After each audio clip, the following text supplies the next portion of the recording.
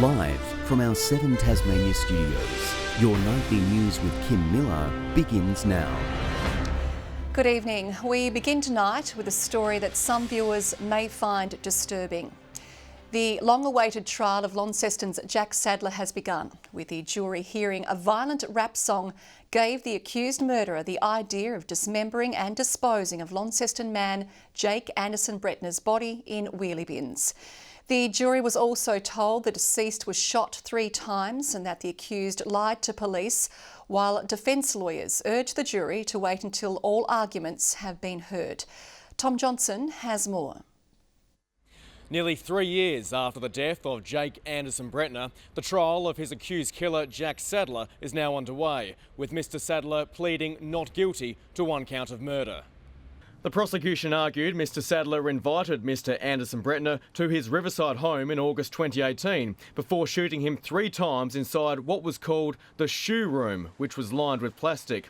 The jury then heard the accused killer cut off the deceased's head, arms and legs, which were put in plastic bags and then dropped in wheelie bins due to be picked up the next morning, while Mr Anderson-Bretner's torso was put in a mattress protector and dumped off the siding. The torso is the only body part to have been found. Leading up to these alleged events, the prosecution argued the pair had a falling out, in part over a $4,000 debt. It's argued Mr Sadler had been listening to a rap song as tensions simmered, which included the lyrics "Throw the bags away" in various trash bins in different areas. Something the prosecution linked to the alleged murder, saying it gave the accused the idea of how to dispose of the body. It also heard Mr Sadler lied to Mr Anderson-Bretner's partner and the police by claiming Mr Anderson-Bretner was only at his house for 20 or so minutes before leaving on his own terms. In reply, the defence was brief, imploring the jury to cast emotions aside and not be persuaded until the end. The deceased family left court this afternoon, only able to watch proceedings from a different room to Mr Sadler and the jury due to COVID restrictions. The trial is expected to take around 3 to 4 weeks. Liberal candidate Adam Brooks is fighting back over allegations he faked his identity while dating 2 women.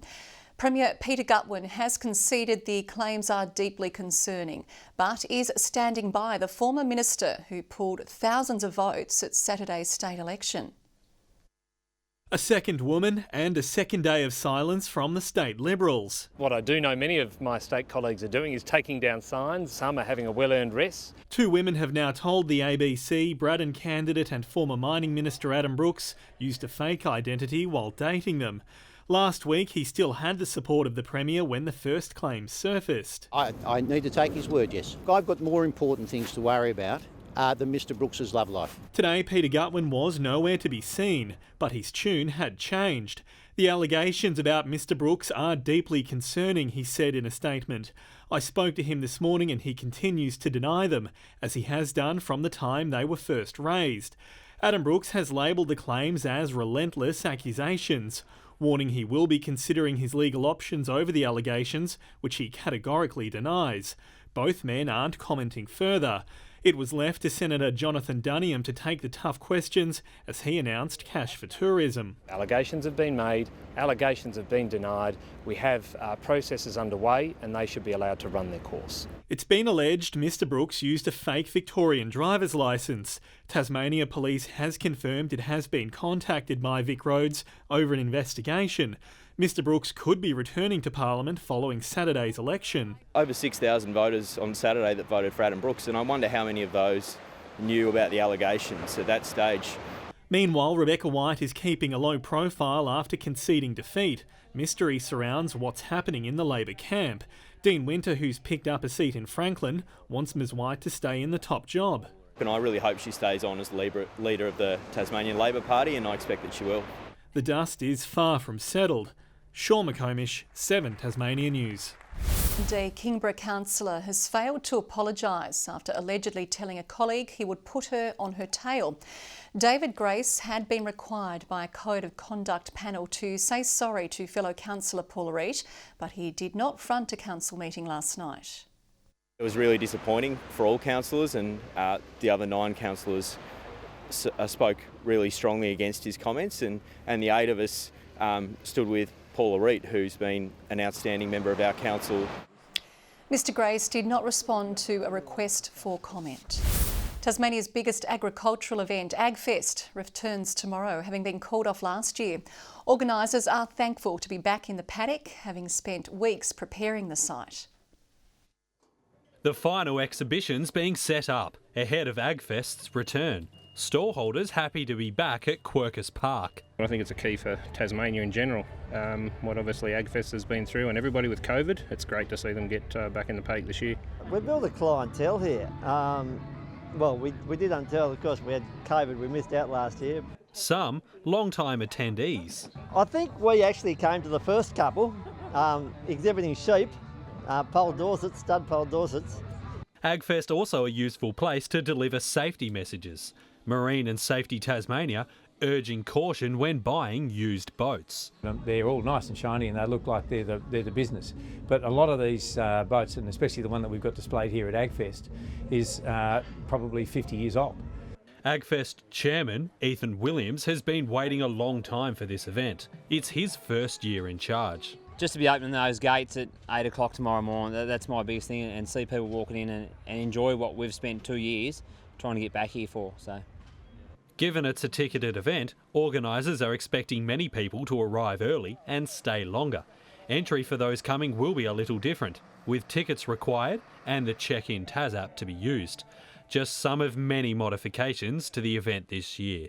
Yeah, we've had to think outside the square quite a bit, and when we think we do, we've finalised it, then we have to think outside the square again, just to think of a new way, but we are on top of it, I hope. Josh Duggan, 7 Tasmania News. Authorities at Launceston Airport have spent the day testing their emergency response procedures. Airport staff, police, fire and ambulance all joining forces to work through plans for when crisis strikes. Bodies strewn across the tarmac, requiring urgent medical attention. Firefighters rushing to extinguish flames streaming from the aircraft engines. A horrific tragedy simulated today at the Launceston Airport. So the exercise is based around emergency response for a plane crash and whose roles are what and how we would actually respond to the incident. The exercise a key component in coordinating agencies' roles. I guess there's probably a good couple of 100 hours of work where you're coordinating between the various responders to make sure that we're all on the same page as to how we're going to go about this. This is trying to be as real life as we can make it. The drill, which includes Tas Police, Aviation Rescue and Firefighting, as well as other agencies, takes place every 2 years to hone the airport's emergency response. Well, I guess that we've got a best practice emergency plan, but it's always good to be able to go out there and train and make sure that you can work it out in real life situation. All attendees reiterating how important drills like these are. It's extremely important for both Launceston Airport and everybody else playing in the emergency management space so that we know what works, what doesn't work, what we need to work on moving forward in case this actually does happen into the future. Josh Duggan, 7 Tasmania News. A Tasmanian institution will return to classrooms across the state for the first time since the pandemic began. Terrapin Theatre is preparing to kick off its school's tour, using puppets and a selection of household furniture to bring a new story to life. Titled Scaredy Cat, it tells a tale of a feline that is afraid of mice. There is a universal message in there in regards to being together and being cohesive as a society. Making the inanimate animate, and that's something that I think children's imaginations are able to do really easily. The travelling show has visited 180 schools over the past 15 years. We start with that developing news. A positive COVID-19 result at a third Indian Premier League franchise has seen the competition suspended indefinitely, the latest being from Sunrisers Hyderabad.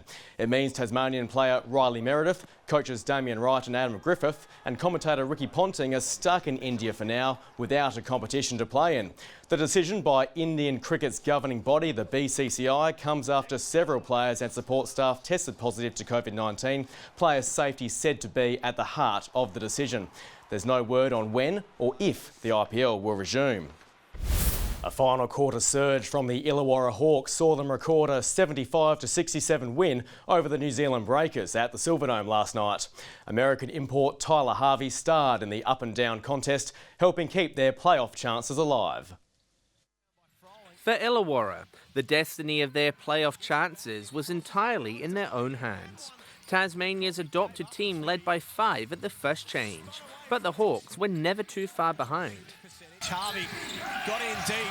That is tough on the outstretched arms. Anything the breakers did, Wow! the Hawks could match. That's a good possession to get them going in the last. Tyler Harvey's 29 points proving crucial as Illawarra surged. Harvey on the left. 17 points to 10 in the final term plus strong defence, helping the Hawks record a vital win.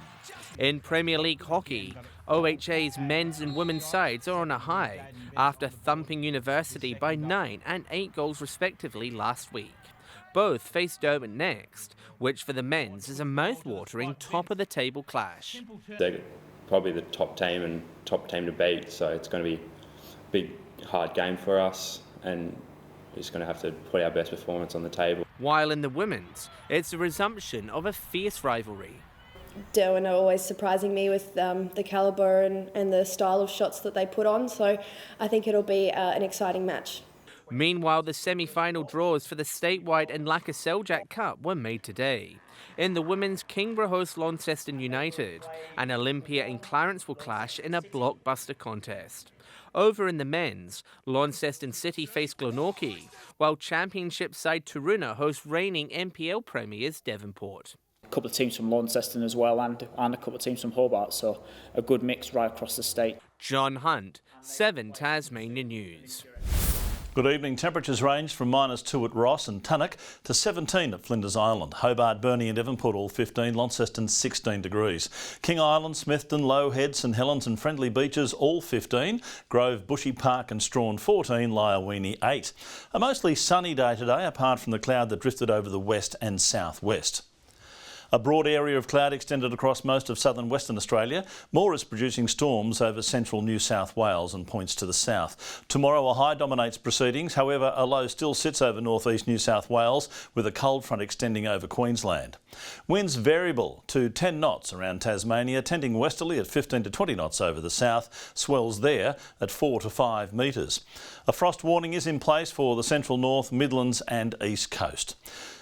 Forecast for tomorrow, partly cloudy for Hobart, 18 the top. Geeveston, a possible shower, 17 the maximum, 16 for Bothwell.